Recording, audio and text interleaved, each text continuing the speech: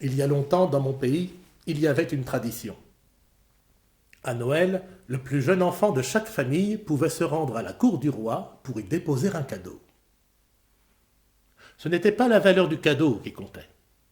Ce qui était important, c'est que le cadeau soit utile, car ensuite il était distribué aux pauvres. À la Noël d'une certaine année, le roi a vu arriver dans la grande salle d'apparat un petit garçon qui tenait son cadeau en laisse. Ce cadeau, c'était une noix. Devant le spectacle de ce petit garçon tenant une noix en laisse, le roi, qui commence à s'ennuyer un peu dans cette vaste cérémonie, décide de jouer un peu avec l'enfant. « Comment t'appelles-tu, mon garçon ?»« Je m'appelle Pierre, sire. »« Eh bien, Pierre, je te remercie de ton cadeau si utile. Mais vois-tu, tu me poses un problème. Ma famille et moi, nous sommes 6 personnes. Les 2 princes, mes fils, les 2 princesses, mes filles, mon épouse la reine et moi-même. Tu m'offres une noix. Comment pourrais-je faire pour la partager équitablement entre nous 6 ? As-tu une idée ?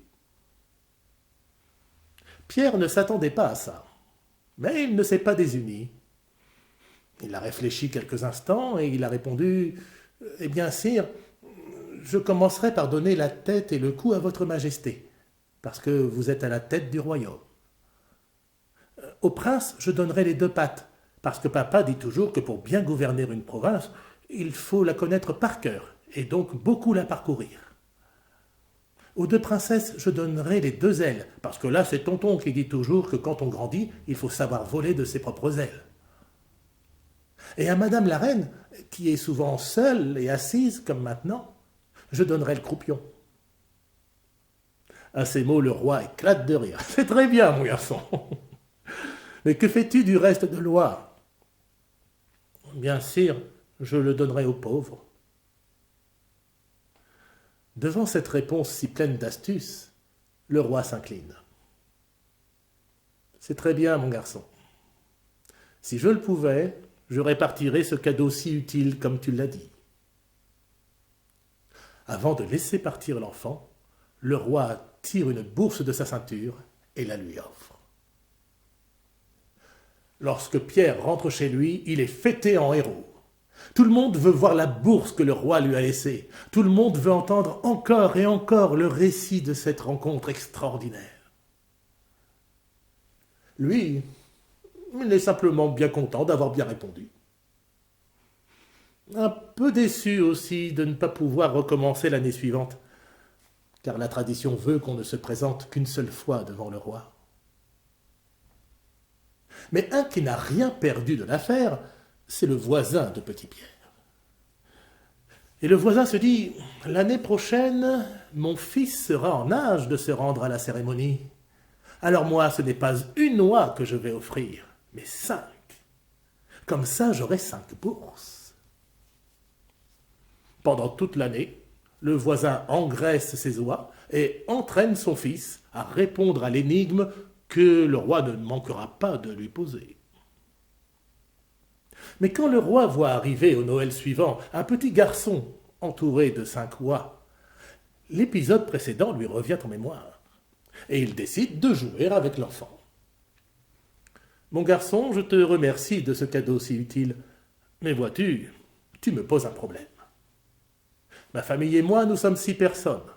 Les princes, mes 2 fils, les princesses, mes 2 filles, mon épouse, la reine, et moi-même. Tu m'offres 5 oies. Comment pourrais-je faire pour les répartir équitablement entre nous 6 ? As-tu une idée ? » L'enfant essaye bien de répondre, mais comme ce n'est pas exactement le problème auquel il s'est entraîné, il finit par s'embrouiller et par se taire. Alors le roi se tourne vers l'assistance. « Y a-t-il quelqu'un parmi vous qui pourrait résoudre ce problème ? Quelqu'un a-t-il une idée ?» Soudain, dans l'assistance, on entend une voix. « Oui, sire, j'ai trouvé. Sire, demandez-moi, je sais, je peux répondre. » C'est la voix de Petit Pierre, qui, juché sur les épaules de son père, assiste à la cérémonie en simple spectateur. Des épaules de son père, il a très vite fait de descendre pour se trouver à nouveau devant le roi. Ah, mon garçon, je te reconnais. Tu t'appelles Pierre, oui, c'est cela. Eh bien, Pierre, tu prétends avoir la solution à ce problème? Nous t'écoutons. Eh bien, sire, je commencerai par donner une oie à madame la reine et à vous-même. Parce qu'une oie, une reine et un roi, ça fait 3. Je donnerai aussi une oie aux 2 princes. Parce qu'une oie et 2 princes, ça fait encore 3. Et puis je donnerai une oie aux 2 princesses. Parce qu'une oie et 2 princesses, ça fait toujours 3. Il me reste 2 oies. Alors je les garde, parce que 2 oies et moi, ça fait 3. Là encore, le roi éclate de rire. C'est parfait, mon garçon, c'est parfait, petit Pierre. Oui. Si je le pouvais, je répartirais ce cadeau utile, comme tu l'as dit. Mais cette fois, le roi se dit que décidément, il serait bien dommage de ne pas favoriser un tel esprit. Alors, il décide de laisser petit Pierre faire ses études dans les écoles royales aussi longtemps que ses capacités le lui permettront. Et c'est ainsi que, d'année en année, de diplôme en diplôme, petit Pierre va devenir juge.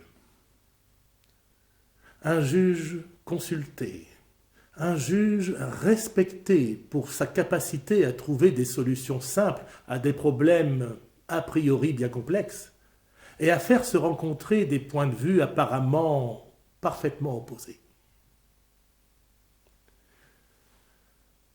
On dit que quand il est mort, on est venu parfois de bien loin pour s'incliner devant lui.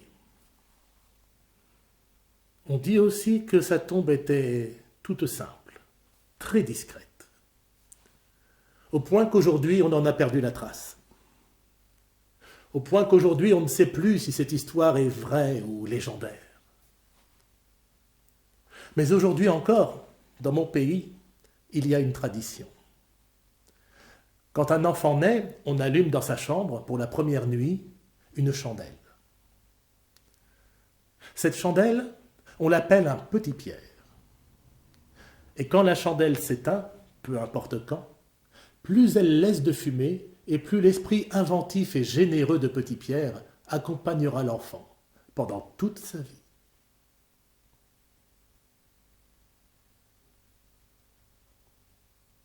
J'espère que ceci vous a plu.